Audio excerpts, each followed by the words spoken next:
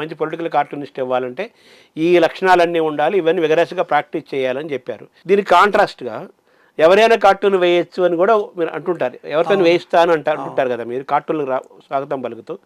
అది ఎలా సార్? అది నేను కార్టూన్లు వేయిస్తానని ఎప్పుడు చెప్పలేదు. ఎవరితోనైనా బొమ్మ వేయిస్తాను. బొమ్మ వేయిస్తాను. రాదు అనుకున్న వాళ్ళని ఎవరిని తీసుకురండి, ఇప్పుడు ఈ క్షణంలో వాళ్ళతో బొమ్మ వేయిస్తాను. ఎనీవన్, నా థియరీ అది, నాది కాదు. ఇప్పుడు ఎలాంటి విద్య, ఎలాంటి సంస్కృతి అదంతా ఏర్పడక ముందే కేవ్ ఆర్ట్ ఉంది కదా. అవును, ఎట్లా వేశారు? ప్రతివాడు వేశారు. తర్వాత ఆర్ట్ ఉమంది. ముగ్గు పెట్టగలమా అంత ఈజీగా? అంటే నేను ప్రాక్టీస్ చేశాను, నాకు కార్టూన్లలో అవసరం వచ్చి ముగ్గులు ప్రాక్టీస్ చేశాను. కానీ ఒక మహిళ, ఒక 11 ఏళ్ళ అమ్మాయి నుంచి 90 ఏళ్ళ ఆవిడ దాకా పెట్టినంత చక్కగా మగవాళ్ళు ముగ్గులు పెట్టలేరు. ఇల్లును అలంకరించేది కూడా మహిళలే, బొమ్మలు వేసేది కూడా మహిళలే. స్టూడెంట్స్ ఉంటే నా దగ్గర 90% అమ్మాయిలు వస్తారు. కాంపిటీషన్స్ పెట్టి చూడండి, ఆర్ట్ కాంపిటీషన్స్, అమ్మాయిలే ఎక్కువ మంది ఉంటారు. కార్టూనిస్ట్గా మారాలి అంటే ఈ క్వాలిటీస్ అన్నీ ఉండాలి. కార్టూనిస్ట్గా మాట్లాడాలంటే సాధన చేయాలండి. వాళ్ళు ఐడియా కోసం కష్టపడాలి, క్యారికేచర్స్ వేయడానికి నేర్చుకోవాలి, ఎలా వేయాలనేది, కార్టూన్ ఎలా రూపొందించాలి అనేది తెలియాలి. ఏది దానికి ఉన్న విషయానికి ఏది చేరిస్తే కార్టూన్ అవుతుంది, ఎట్లా చేరిస్తే నవ్వు వస్తుంది, ఏది చేరిస్తే జోక్ అవుతుంది, అది తెలిసి ఉండాలి. అది నిజానికి ఎలాంటిదంటే దీన్ని ఏమంటారు, రససిద్ధి అంటాం కదండి, ఆల్కెమీ అనేది కరెక్ట్ మాట. ఆల్కెమీ తెలిసి ఉండాలి. ఆల్కెమీ తెలిసిన వాడే క్షుద్రలోహాలను బంగారంగా మార్చగలడు. ఆల్కెమీ తెలిసిన వాడే బొమ్మను కార్టూన్గా మార్చగలడు. ఆల్కెమీ తెలిసి ఉండాలి. తెలుసున్న వాళ్ళు గొప్ప కార్టూనిస్టులు అవుతారు. ఆల్కెమీ తెలిసిన వాళ్ళు శంకరు, లక్ష్మణు, డేవిడ్లో లాంటి వాళ్ళు. కానీ సార్, ఇప్పుడు మీరు ఇందాక జవహర్లాల్ నెహ్రూ, అలాగే శంకర పిళ్ళై, ఆర్కే లక్ష్మణ్ గురించి మాట్లాడుకున్నాం. నెహ్రూ గారు కూడా ఏరికోరి ఆయన వేయించుకునేవాడు కార్టూన్స్ అని చెప్పి కూడా మనం విన్నాం కదా. అలా మీరు మన తెలుగు ప్రాంతాల్లో మీరు జ్ఞాని జైల్ సింగ్, ఆయన మీ కార్టూన్స్ని వేయండి అని చెప్పి ప్రెసిడెంట్ ఆఫ్ ఇండియాగా ఆర్డర్ పాస్ చేశారట. శ్రీలంక వాళ్ళకు కూడా పంపించారట. అలాగే పివి నరసింహరావు గారు, ఎన్టీఆర్, వీరందరూ మీరు కార్టూన్లు వేశారు, వాళ్ళు ప్రశంసలు పొందారు.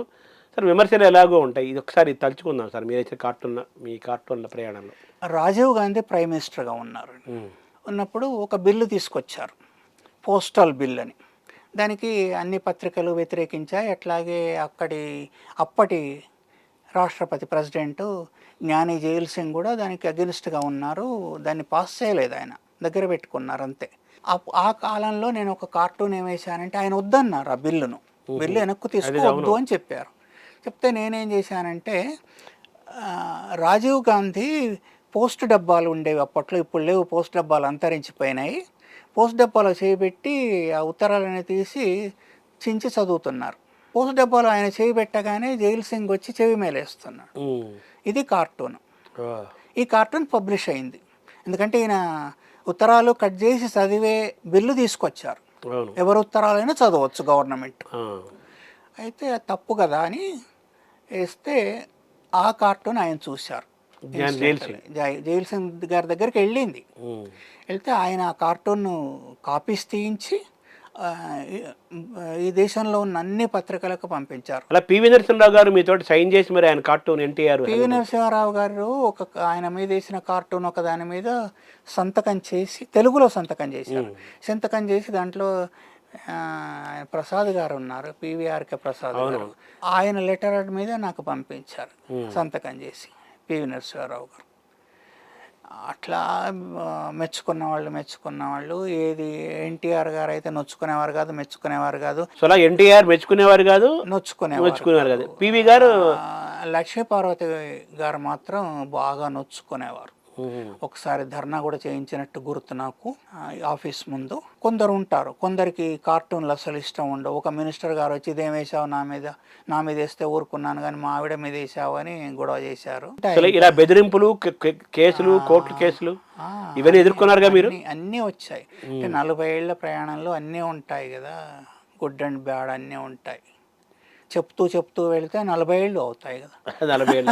40 ఏళ్ళు చెప్పాలి మళ్ళీ భారతం లాగా. అవును సార్. తర్వాత ఇప్పుడు మరి కార్టూనిస్టులు ఎందుకు, పొలిటికల్ కార్టూనిస్టులు ఎక్కువ మంది తయారవట్లేదు ఈ రంగంలోకి? ఒక ఒక లెజెండరీ పర్సనాలిటీగా పొలిటికల్ కార్టూన్లో మీరు దీన్ని ఎలా కాపాడుకోవాలి మనం ఈ పొలిటికల్ కార్టూన్ వ్యవస్థని? కృష్ణదేవరాయల కాలంలో అష్టదిగ్గజాలు అని ఉన్నారని విన్నాం. కొంచెం వెనుక ముందు ఉన్నారు, కానీ ఆ కాలంలో ఉన్నారు. ఆ శృంగార సాహిత్యం అదంతా బాగా ప్రొడ్యూస్ చేశారు. ఆ తర్వాత ఆ ముందు నాకు అంత ఇదిగా చూపెట్టండి ఎవరినన్నా, అక్కడక్కడ ఉన్నారు. ఎందుకు అట్లా లేదు? శ్రీనాథుడు ఉన్నాడు. శ్రీనాథుడికి రాజులు పాదాభివందనాలు చేసేవాళ్ళు, పల్లకీలు మోసేవాళ్ళు, ఇదంతా చేసేవాళ్ళు. అట్లా ఉండేది. ఎందుకంటే అక్కడ ప్రోత్సాహం ఉండాలి. ముఖ్యంగా ప్రభుత్వాల తరఫు నుంచి కానీ సాలరీల విషయంలో కానీ మనం ఎందుకు వర్క్ చేస్తాం? ఎవరైనా కోటి విద్యలు కూటి కొరకే అని. అన్నం దొరకాలి ముందు, ఆర్ట్కు విలువ ఇవ్వాలి. ఎన్ని ఆర్టులు చనిపోయాయి మన కళ్ళ ముందే. అంటే వేసేవాళ్ళకి ఉపాధి, వాళ్ళకి ఒక జీవన భృతి, ఉపాధి ఉండాలి, ఆనందము, ఆర్థిక దాన్ని పోషించే వాళ్ళు ఉండాలి. అది తక్కువ. ఆ కెమెరాకి కానీ మిషనరీకి కానీ ఎంత ధర అంతే ధర పెడతాం. ఎప్పుడైతే మనిషి వస్తాడో వాళ్ళ దగ్గర బేరం ఆడతారు. 5 పైసలకు వస్తావా, 10 పైసలకు వస్తావా అని. కాదు కదా, వాడి జీవితాంతం శ్రమిస్తే అక్కడ దాకా వచ్చాడు, కావలసింది ఇవ్వాలి వాళ్లకు. అది లేదు ఒకటి. తర్వాత పాలిటిక్స్ కూడా బాగా సెన్సిటివ్ అయిపోతున్నాయి. నెహ్రూ లాంటి మనుషులు లేరు, దాన్ని స్వాగతించేవాళ్ళు, కార్టూన్ను ఆదరించేవాళ్ళు. ఇది కార్టూన్ కదా, నవ్వి పారేస్తే అయిపోతుంది. ఇప్పుడు ఒక కార్టూన్ వేసాం లేదా ఒకటేదో మాట అన్నాం, అది ఆ రోజుకు వదిలిపెడితే అది పోతుంది. దాన్ని ఇట్లా చేసావని దాని మీద కేసు వేస్తే అందరూ తవ్వి చూస్తారు, ఏమేశారు. అప్పుడు ఎక్కువ ప్రచారం అవుతుందా, ముందు ఎక్కువ ప్రచారం అయిందా? ఎక్కువ ప్రచారం అయిపోతుంది కదా. వీడే ఎక్కువ ప్రచారం ఇస్తున్నాడు దాన్ని కెలికి. ఆ కార్టూన్ కదా వేసారులే అనుకుంటే ఆ రోజుకు ఆ రోజు వెళ్ళిపోతుంది, అది రేపటికి మిగలదు.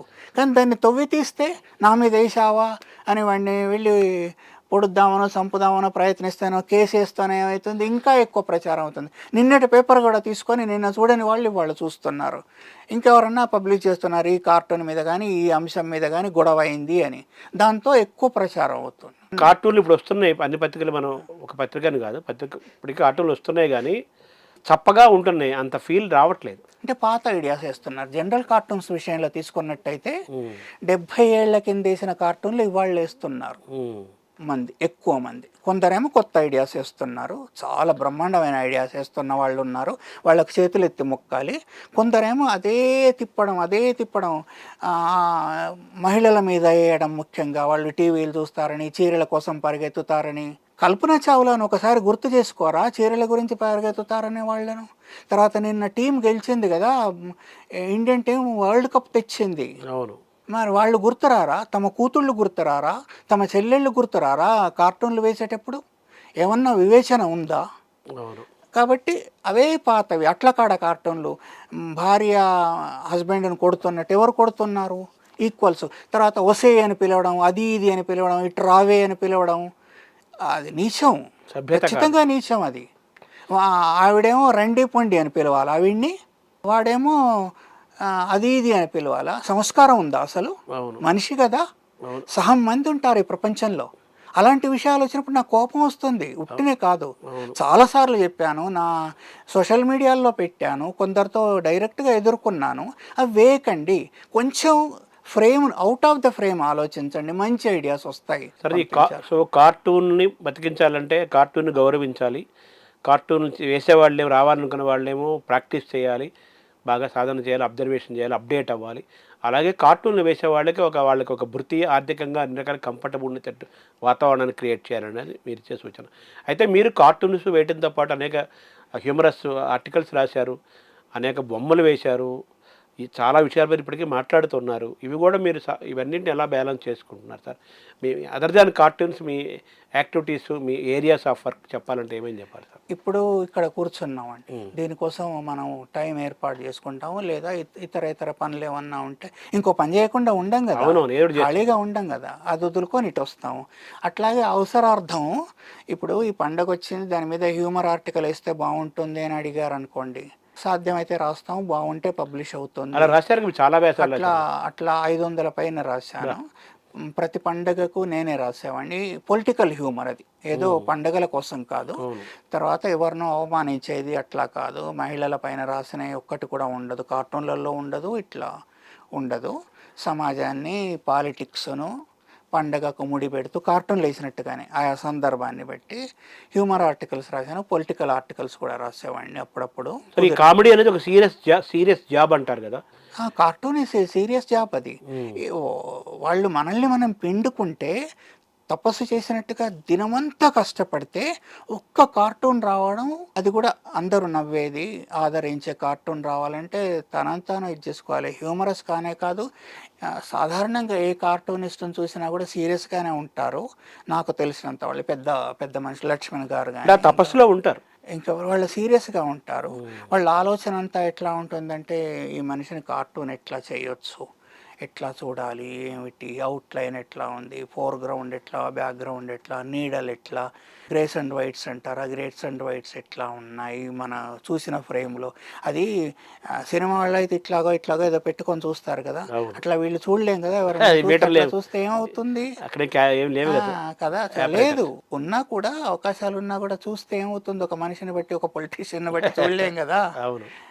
ఇదంతా ఉంటుంది, రేపటి ఆలోచన ఏముంటుంది, రేపు ఏమయ్యాలనేది ఉంటుంది, చింతన ఉంటుంది కదా, అది ఉంటుంది. లేకపోతే అది ఉంటున్నప్పుడు హ్యూమరస్గా ఎట్లా కనిపిస్తారు. తర్వాత మీ మీద మీరు ఎప్పుడో చిన్న 14-15 ఏళ్ళ వయసులో ఉన్నప్పుడే మీ మీదే మీ టీచర్ ఒక కవిత రాసిందట, అదే అందరికీ సాధ్యమే కాదు కదా జీవితంలో. అది 10th క్లాస్లో ఉన్నప్పుడు రాశారండి ఆమె. నేను సుభద్రా కుమారి చౌహాన్ అనే ఒక హిందీ రైటర్ పోమ్ను తెలుగులో ట్రాన్స్లేట్ చేశాను. అప్పట్లో నాకు 18-19 ఇయర్స్ వచ్చిన దాకా కవిత్వాలు అవి రాసేవాడిని. అయితే అప్పుడు తెలుగులోకి ట్రాన్స్లేట్ చేశాను. సుభద్రా కుమారి చౌహాన్ది టుక్రాదో యా ప్యార్ కరో అని హిందీ పోమ్. హిందీ పోమ్ ట్రాన్స్లేట్ చేస్తే దాన్ని ఆమె చూసి బాగా మెచ్చుకున్నారు. హిందీ టీచరు, నేను 10th క్లాస్ పాస్ అయ్యి బయటికి వెళ్ళి వస్తుంటాం కదా, అప్పుడు ఒక ఆటోగ్రాఫ్ బుక్ ప్రజెంట్ చేసి దాంట్లో నా మీద కవిత్వాన్ని రాశారు ఆమె. గజల్స్ కూడా బాగా వింటారని విన్నాను సార్, అది ఎలా మీకు అలవడింది సార్? అంటే హిందీతో ఉర్దూతో ఉన్న పరిచయం వల్ల వినడం అలవాటైందండి. చాలా ఇష్టంగా వింటా గజల్స్, చాలా గజల్స్ నోటికి కూడా వచ్చు. పాడడం రాదు, అది దురదృష్టం, పాడువాడిని కాదు. అయితే చాలా వింటాను, కొంచెం కాదు బాగా. అయితే ఒక డెప్త్ ఉంటుంది. గజల్ అంటే నివేదన అండి, ఏదన్నా ఎవరికైనా చెప్పుకోవటం, నివేదించడం, భగవంతుడికి కానీ ప్రేయసికి కానీ, ప్రేయసి పట్లనో ప్రియుడి పట్లనో వేరే వాళ్ళకు కానీ కంప్లైంట్ చేయడం, చెప్పుకోవటం, నివేదన చెప్పడాన్ని గజలు. ఇప్పటివరకు ఎన్ని కార్టూన్లు వేసుంటారు సార్ మీరు? అన్నీ మా అన్నయ్య ఆ మధ్య ఒకసారి లెక్క పెట్టారు, అవి ఇవి అన్నీ కలిసి 1,00,000 దాకా అయ్యాయి. 1,00,000 కార్టూన్లు ఉండదు, మామూలు విషయం కాదు. 40 ఏళ్ళండి. సార్ ఇప్పుడు మీరు రిటైర్ అయిన తర్వాత ఇప్పుడు మీకు ఆ స్వేచ్ఛ దొరికింది కదా, ఇప్పుడు మీరు ఏం చేస్తున్నారు సార్? కార్టూనిస్టులు ఏమైనా తయారు చేస్తున్నారా, స్కూల్ ఏమైనా రన్ చేస్తున్నారా? కార్టూనిస్టులను తయారు చేయడం అసాధ్యం అండి, అసాధ్యం. బొమ్మలు వేయడం నేర్పగలమే కానీ ఐడియాస్ కోసం, దాంట్లో చాలామంది ఏమనుకుంటారంటే ఐడియాస్ ఎట్లా రావాలి అనేది కూడా నేర్పిస్తారేమో అని దీంట్లో ఉంటారు, కానీ అది అసాధ్యం, ఎవరూ నేర్పించలేరు. ఇప్పటిదాకా ఒక 100 మందికి అట్లా బొమ్మలు వేయడం అదంతా చెప్పానండి. 3-4 సార్లు వర్క్షాప్స్ కూడా పెట్టాను, ఇప్పుడు పెట్టట్లేదు. తర్వాత కొంతకాలం ఉర్దూ నేర్చుకోవడానికి ప్రయత్నించాను, అంటే రాయటం చదవటం ఉర్దూ. తర్వాత ఇప్పుడు సొంతగా పొలిటికల్ టీవీ ఛానల్ పెట్టుకున్నాను, యూట్యూబ్ ఛానల్లో పొలిటికల్ అంశాల మీద మాట్లాడుతున్నాను, శ్రీధర్ టీవీ అని. అదే పెద్ద, ఎందుకంటే కార్టూన్లు వేసినప్పుడు ఎంతనైతే న్యూస్ పేపర్స్ చదివాను, ఇప్పుడు అంతే చదవాలి, ఆర్టికల్స్ చదవాలి, తెలియాలి కదా, ఆర్టికల్స్ చదవాలి, ఇంకొకళ్ళు చెప్పింది నేను చెప్పాలి కదా. కరెక్ట్. కాబట్టి ఇంకొకళ్ళకు తెలియని అంశాల కోసం నేను ఎత్తుకాల్సి ఉంటుంది. సార్ మీ కార్టూన్ ఈ జీవిత ప్రయాణంలో హైయెస్ట్, ఈ టోపిక్ గురించి లాగా హైయెస్ట్ ప్రశంస మీరు మీరు అనుభవించింది ఏంటి సార్, మీకు బాగా ఫీల్ ఇచ్చేది? ఎందుకు కానీ అలాంటివి లేవండి, ఎలాంటిది వచ్చినా కూడా ఆ తర్వాత మళ్ళీ రేపటిది ఉంటుంది కదా. ఒక రిక్షా లాగుతున్నాం లేదా బండి లాగుతున్నాం, మనకు ఎడ్లో గుర్రాలో సాయం లేవు, మనమే లాగాలి. అది వెనకటి రిక్షాలు ఉండేవి కదా, రాస్తున్నాం, చెట్టు నీడ దొరికింది, హాయిగా ఉంటుంది, మళ్ళీ లాగాలి కదా, ఏ రోజుకి ఆ రోజే మళ్ళీ లాగాలి కదా, అది నాతోనే ఉంటుంది, మళ్ళీ రేపు వేయాలి. రేపు ఇలాంటిది వేయగలనో లేదో కార్టూన్ల విషయంలో అదే అర్థమైంది. అనేది వెంటనే స్ఫురిస్తుంటుంది నాకైతే. అందు గురించి కొంచెం నిర్వేదంగానే ఉంటాను, ఇంట్లో వాళ్ళకి తెలుస్తుంది, నిర్వేదంగానే ఉంటాను. బాగా సక్సెస్ అండి, ఆహా ఓహో అని అంత అని కంగ్రాట్స్ చెప్తున్న కాలంలో కూడా కొంచెం ఇది తడుతుంది. అలాగే మీరు బాగా బాధపడ్డ సందర్భం అలా అలా ఏమైనా ఉంటుందా? కార్టూన్ల విషయంలో బాధపడ్డదేది లేదు, కానీ ఇదివరకు చాలాసార్లు చెప్పానండి, చెప్పి చెప్పి చెప్పి ఇది అవుతుంది. ఒక ఇద్దరు డాక్టర్స్ వచ్చారు ఒక కార్టూన్ చూసి. డాక్టర్స్ వచ్చి, మేము ఏమన్నా చేయాలి, మీ కార్టూన్తో కదిలిపోయాము, రాత్రంతా నిద్ర లేదు, మాకు ఏదన్నా దారి చూపెట్టండి అన్నారు. Wife and husband, to be wife and husband అప్పటికి. అదే మాకేదన్నా దారి చూపెట్టండి అన్నారు. కళ్ళనీళ్ళు పెట్టుకున్నారు ఒక్క చిన్న కార్టూన్ చూసి. అయితే అంతకన్నా ఏం కావాలి మనిషికి? అంటే కార్టూన్లకు ఉన్న ఒక సామాజిక బాధ్యత, కార్టూన్ ఎలా మనుషులను కదిలిస్తాయని చెప్పడానికి ఇది ఒక ఉదాహరణ. మనిషిని సోషల్ యానిమల్ అంటారండి. మనం యానిమల్సే అంతే కదా కదా, సోషల్ యానిమల్. సొసైటీలో ఉన్నాం. సొసైటీలో ఉంటే మీరు ఎక్కడున్నా మీకు ఒక బాధ్యత ఉంటుంది, ఒక కట్టుబాట్లలో ఉంటాం, అది మనం ఒప్పుకున్నది. ఈ ప్యాంట్స్ వేసుకుంటాము, షర్ట్స్ వేసుకుంటాము, లోకం ఎట్లా వెళ్తుంది అట్లా వెళ్తాము, అదొక ఒరబడిలో వెళ్ళిపోతున్నాం, దాన్ని క్రాస్ చేసి వెళ్ళాం ఎప్పుడో రెవల్యూషన్ లాంటిది వస్తే తప్ప. కానీ ఆర్టిస్ట్గా మీ దగ్గర ఒక ఆయుధం ఉంది. ఆ ఆయుధంతో మీరు ఏం చేస్తున్నారు? కూరగాయలకు వస్తున్నారా, మనుషుల్ని చంపేస్తున్నారా? మొబైల్ కూడా అంతేగా. ఎస్ మీ దగ్గర ఏదన్నా కూడా ఏ ఆయుధంతో ఏమన్నా చేయొచ్చు. సోషల్ మీడియా ఇదంతా కూడా. ఆర్టిస్ట్గా మీకు బాధ్యత ఉంటుంది, సామాజిక బాధ్యత ఉంటుంది, తప్పకుండా ఉంటుంది. నేను అటు కాదు ఇటు కాదు, బార్డర్లో నడిచి వెళ్తానంటే కాదు, ఖచ్చితంగా మీరే వైపు చెప్పాలి. మీరు ఎటువైపు అది ఉన్నతంగా ఉండాలి, మహోన్నతంగా ఉంటే ఇంకా మంచిది. గురజాడ అప్పారావు గారు ఉన్నారు, లేకుంటే చాలా సంస్కరణలు తీసుకొచ్చిన వీరేశలింగం గారు ఉన్నారు, లేకుంటే రాజా రామ్మోహన్ రాయ్ గారు ఉన్నారు, గాంధీ, లెనిను, వీళ్ళంతా ఉన్నారు కదా. వీళ్ళు ఈ సమాజంతో ఎప్పుడూ రాజీ పడలేదు. ఇది ఇట్లా ఉంటే చాలు, నాకు తింటున్నా ఉంటున్నా హాయిగా ఉంది అనుకుంటే సరిపోలా. వాళ్ళు ఉన్నతంగా ఆలోచించారు, వాళ్ళ జీవితాన్ని దాంట్లో పణంగా పెట్టారు. అట్లా ఆర్టిస్ట్ కూడా ఏం చేయాలంటే సామాజిక బాధ్యతతో నేనే వైపు ఉన్నాను అనేది ఆలోచించుకోవాలి. క్లారిటీ కూడా ఉండాలి కదా, ఖచ్చితమైన క్లారిటీ ఉండాలి, ఒక స్థిరమైన సైద్ధాంతిక క్లారిటీ ఉండాలి. ఉండి అటువైపు పోరాడాలండి. హ్యూమన్ గుడ్ కోసం పోరాడాలి, వాళ్ళకి చెడుపు చేయడానికి కాదు. తప్పకుండా నా చేతిలో ఈ ఆయుధం ఉంది, నా చేతిలో ఈ కెమెరా ఉంది, మంచి అందమైన ఫోటోలు అందిస్తాను. లేదా పేదలు ఉన్నారు, ఆ పేదలను డబ్బులున్న వాళ్ళు కానీ ఆలోచన పరులకు కానీ చూపెడతాను, అలాంటి ఫొటోస్ తీస్తాను. నేను నా ఆనందం కోసం తీయను కాదు. చాలామంది ఆర్గ్యూ చేస్తారు, ఎట్లా కవిత్వం నా ఆనందం కోసం రాసుకుంటాను, బొమ్మ నా ఆనందం కోసం. నీ ఆనందం కోసం రాసుకునేవాడి బయట ఎందుకు పెడుతున్నావు? విశ్వశ్రేయ కావ్యం అన్నారు కదా. అదే నాకు ఆ మాట తొందరగా రాలేదు, మీరు చదువుకున్నవారు కాబట్టి మీకు వచ్చింది. అయితే తప్పకుండా శ్రేయస్సు కోసమే పనిచేయాలి. అది ఎవరి పక్షం ఉండాలి? ఎవరైతే వీకర్ సెక్షనో వాళ్ళ పక్షం వహించాలండి తప్పకుండా ఆర్టిస్ట్ అనేవాళ్ళు. ఇప్పుడు డాక్టర్లకు ప్రభుత్వానికి గొడవ వచ్చింది అనుకోండి, డాక్టర్ల వైపు కార్టూన్ లేండి, ప్రభుత్వం వైపు ఉండొద్దు. ఎందుకంటే ప్రభుత్వం చేతిలో అధికారం ఉంటుంది, ఏమైనా చేయగలదు, అందరినీ క్రష్ చేయగలదు, అణిచివేయగలదు. ఓకేనా? కనుక డాక్టర్ల వైపు నించోండి. డాక్టర్కు పేషెంట్కి వచ్చింది అనుకోండి, నేను డాక్టర్ వైపు నించున్నాను కదా అని వాళ్ళంటే వెళ్ళాల్సిన పని లేదు, పేషెంట్ వైపు ఉండండి. అక్కడ అధిపతి ఎవరు? డాక్టర్. బలవంతుడు ఎవరు? డాక్టర్ అవుతాడు కదా. అట్లా మీరు ఎప్పుడైనా, ఈ జర్నలిస్ట్ కూడా అదే చేయాలండి, ప్రభుత్వాన్ని ప్రశ్నించాలి, క్వశ్చన్ చేయాలి. తర్వాత కార్టూనిస్ట్ కూడా అంతే, పేదల పక్షపాతిగా ఉండాలి, ఒక లైన్ తీసుకోవాలి. నేను లైన్ తీసుకోను, నా ఇష్టం ఉన్నట్టు వేసుకుంటాను, ఇంట్లో కూర్చొని వేసుకో, ఎవరు వద్దన్నారు? ఇప్పుడు బైబిల్లో ఒక 10 టాలెంట్స్ కథ ఉంది. టాలెంట్ అంటే మన దానికి 2 అర్థాలు ఉన్నాయండి. ఒకటేమో మనకున్న ప్రతిభ, రెండోదేమో డబ్బును కూడా టాలెంట్ అంటారు. అప్పుడు డబ్బును టాలెంట్ అనేవాళ్ళు. తన జనరల్స్కి అందరికీ ఒక్కో టాలెంట్ ఇచ్చి వెళ్తాడు కింగు. సంవత్సరం తర్వాత మళ్ళీ వస్తాను, ఆ టాలెంట్తో మీరు ఏం చేస్తారు అంటే ప్రతిభ ఇచ్చినట్టు ఒక మీరు అనుకోవచ్చు, లేదా డబ్బు ఇచ్చినట్టు అనుకోవచ్చు. అయితే ఆ 10 మందిలో ఒకడు ఏం చేస్తాడంటే 10 టాలెంట్స్ను బిజినెస్ చేసో ఏం చేసో ఒక టాలెంట్ను 10 టాలెంట్స్ చేస్తాడు. ఒకడు 5 చేస్తాడు, ఒకడు 3 చేస్తాడు. ఒకడు రాజు బాగా ఇది క్రూరుడు, వాడు పోగొడితే ఇచ్చేస్తాడు, వాడికి తిరిగి ఇచ్చేయాలి అని చెప్పి పాతి పెట్టి మళ్ళీ వాడు రాగానే ఇచ్చేస్తాడు. ఒకడు పోగొట్టుకుంటాడు, ఒకడు దీనికోసం సొంత కోసం ఖర్చు పెట్టుకుంటాడు. మొత్తం ఏం చేస్తారంటే ఈ 10 మంది 10 రకాలుగా చేస్తారు. అయితే 10 టాలెంట్స్ ఒకటిని 10 చేసిన వాడికి 10 జాగీర్లు ఇస్తాడు. అట్లా పంచుతాడు. పోగొట్టుకున్న వాడిని తర్వాత తాగుళ్లకు దానికి ఖర్చు పెట్టుకున్న వాడిని శిక్షిస్తాడు. అట్లా మీకు టాలెంట్తో మీరు ఏం చేస్తున్నారు అని స్పృహ ఉండాలి, తప్పకుండా ఉండాలి, ఖచ్చితంగా ఉండాలి. దానికోసం వినియోగించాలి, లేకుంటే వ్యర్థ ప్రయత్నం అవుతుంది. కార్టూనిస్ట్ యొక్క ప్రధానమైన దాని బాధ్యతగా తీసుకోవాలి, స్పృహతో ఉండాలి.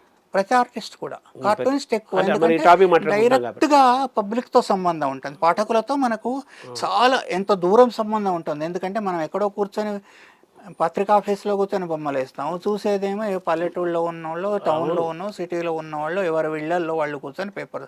ఎంత దూరం ఉంటుందో అంత సాన్నిహిత్యం ఉంటుంది. అంతగా ప్రేమిస్తారు, తెలియకుండానే ప్రేమిస్తారు, తెలియకుండానే ఇష్టపడతారు, తెలియకుండానే అభిమానిస్తారు.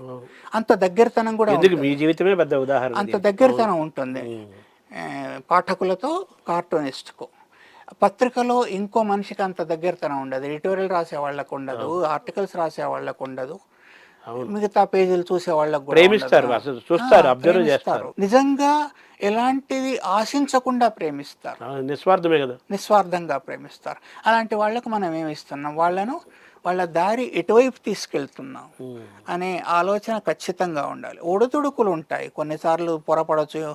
After all we're human beings. పొరపాట్లు చేస్తాం, ఎడిటోరియల్లో పొరపాట్లు వస్తాయి, న్యూస్లో పొరపాట్లు వస్తాయి, అటు ఇటు జరుగుతుంది, అది వేరు విషయం. కానీ నీ స్థిరచిత్తం ఏమిటి, నువ్వేం చేస్తున్నావు అనేది ఉండాలి. అవి లేని వాళ్ళు పోనీ ప్రాంతీయ తత్వంతోనో, నా దేశం, నా ప్రాంతం, లేకుంటే నా మనుషులు, నా కులం, నా మతం అనుకున్న వాళ్ళు పనికిరారు.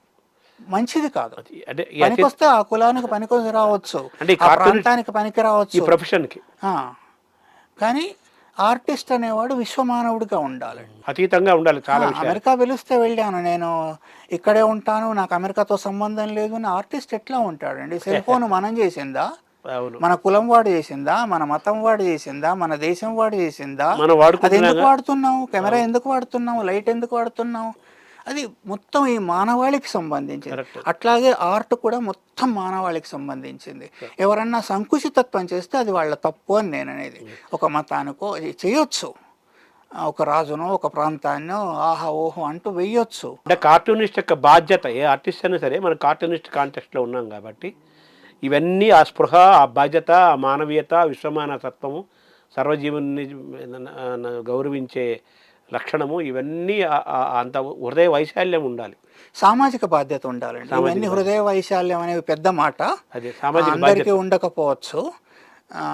నేనేం చేశాను అనేది నాకు మీరు హృదయ వైశాల్యత అనగానే నేను గుచ్చుతుంది, ప్రిక్ చేస్తుంది ఆ మాట. కానీ సామాజిక బాధ్యత అయితే తప్పనిసరిగా ఉండాలి. అంటే ఆ పత్రికలు అయితే ఆ మీడియా తను చేస్తున్న పాలసీకి లోబడి ఉంటూ తన అభిరుచులు, తన భావోద్వేగాలని మధ్య బ్యాలెన్స్ చేసుకుంటూ వేయాల్సి వస్తుంది. ఇప్పుడు పత్రికలో కూడా బ్లాక్ హ్యూమర్ చేయొచ్చు, పేదల మీద వెక్కిరిస్తూ, బిచ్చగాళ్ళ మీద వెక్కిరిస్తూ, భిక్షుకుల మీద. భిక్షుకుడు ఎందుకు అయ్యాడు, ఒకడిని ఎందుకు అడుగుతున్నాడు, ఆ దీన పరిస్థితి ఎందుకు వచ్చింది, మనం ఎందుకు 3 పూటలు తింటున్నాం అనేది ఆలోచన లేకుండా వాళ్ళ మీద కార్టూన్ వేసాం అనుకోండి, తప్పు కదా, అన్యాయం అది. అట్లా వేయకూడదు కదా. మహిళలకు ఈ ప్రపంచంలో పురుషులకు ఉన్నది, ప్రపంచంలో కదా మన దేశంలో పురుషులకు ఉన్న స్థానంలో లేదు, వాళ్ళు సెకండ్ క్లాస్ సిటిజన్స్గానే ఉన్నారు. వాళ్ళ మీద వేసినట్టు అయితే ఏమవుతుంది? బలహీనుడిని ఎవరైనా కొట్టొచ్చు, బలవంతుడిని ఎదుర్కో. సార్, మన ఈ ప్రోగ్రాం పేరు మమ అని పేరు పెట్టాము. మీ మనసులో మాట, చివరిగా మనసులో మాటగా మీరు ఏం చెప్పాలనుకున్నారు సార్? అన్ని లెజెండరీ, అన్ని మనసు అందే, కొత్తగా ఏం లేవు. ఒక వాక్యంగా ఈ పొలిటికల్ కార్టూనిస్ట్గా ఒక తెలుగు ప్రపంచంలో భారతదేశ కార్టూనిస్ట్లో ఒక లెజెండ్ మీరు 100%. మీరు ఈ లోకానికి చెప్పాలనుకుంది అన్న చివరిగా ఒక వాక్యం మంచిది. ఏమీ లేదు, ఎవరిది వాళ్ళే ఎత్తుక్కుంటారు. చాలాసార్లు పదే చెప్తున్నాను, ఎవరిది వాళ్ళు ఎత్తుక్కుంటారండి. మనం గురువులు అది ఇది అంటాం కదా, పెద్ద మాటలు, అవన్నీ కూడా కాదు. ఎవరు గురువులు ఉండరు. ఎవరు గురువు ఉంటే మన గురువు నా పక్కన కూర్చోవాలి, ఇక్కడ నువ్వు ఇట్లా మాట్లాడు అట్లా మాట్లాడని చెప్తూ. లేడు కదా. బొమ్మల దగ్గర ప్రాక్టీస్ చేస్తున్నప్పుడు ఎక్కడ గురువు ఉన్నాడు? ప్రాక్టీస్ చెయ్యి అని చెప్పొచ్చు. నేను ఇప్పుడు చెప్పాను ప్రాక్టీస్ కావాలని, అయినంత మాత్రాన్ని ఇప్పుడు కార్టూన్లు వేసే వాళ్ళందరికీ నేను గురువుని అయిపోతానా? కాదు. విజయవాడ 273 కిలోమీటర్లు అని అక్కడ రాసి ఉన్నది చూస్తాము, లేదా ఇటువైపు విజయవాడ ఉందని అటు రాసి బాణం గుర్తులు పెట్టి ఉంటాయి. అది మన గురువా? కానీ విజయవాడ ఎటు వెళ్ళాలో మనకు స్పష్టంగా చెప్తుంది అది కదా. ప్రతి చోట మనకు మైలుకు కిలోమీటర్కు ఎవరన్నా కలవచ్చు. వెళ్తుంటాం, మనకు దారి తెలియదు, ఇప్పట్లాగా ఇవేవి చూసుకోవడానికి ఫోన్లో చూసుకోవడానికి లేవు, గూగుల్ మ్యాప్లు కానీ లేవు. అక్కడ ఒక పెద్ద మనిషి కనిపిస్తే అడుగుతాం, అయ్యా ఫలానా ఇంటికి ఎలా వెళ్ళాలని. ఆయన మన గురువు అయిపోతారా? కదా. మనమే నడుస్తున్నది మనం, వెళ్తున్నది మనమే, అడుగుతున్నది మనమే, మన ప్రయత్నం మనం చేస్తున్నాం. మనని మనం తక్కువ చేసుకోవడం అవుతుందండి. ఎవరికన్నా అది ఆపాదిస్తే, మన గురువు అయితే మనని నేర్పిస్తే ప్రతి ఐడియా వాళ్ళే ఇవ్వాలి, ప్రతి గీత వాళ్ళు చేయితో పట్టి గీయించాలి, తల్లులు వాళ్ళు నేర్పించినట్టుగా కదా. మరి అలాంటప్పుడు నేనెవరి చెప్పడానికి? పరిగెత్తుతున్నామండి, పరిగెత్తే వాళ్ళకి ట్రైనర్ ఉంటారు. అవును. తీరా పరిగెత్తేది ఎవరు? నువ్వే పరిగెత్తాలి. నువ్వు పడిపోతే పడిపోతావు, ఓడిపోతే ఓడిపోతావు, గెలిస్తే గెలుస్తావు. నీకు శక్తి సామర్థ్యాలు ఉంటాయి. ఆ శక్తిని ఎవరు నింపుతారు? నీ పరుగు నీదే, నీ జీవితం నీదే, నీకు నువ్వే గురువు. అంతే. అది కూడా నేను చెప్పట్లేదు, ఎవరిది వాళ్ళు ఎత్తుక్కోవాలి.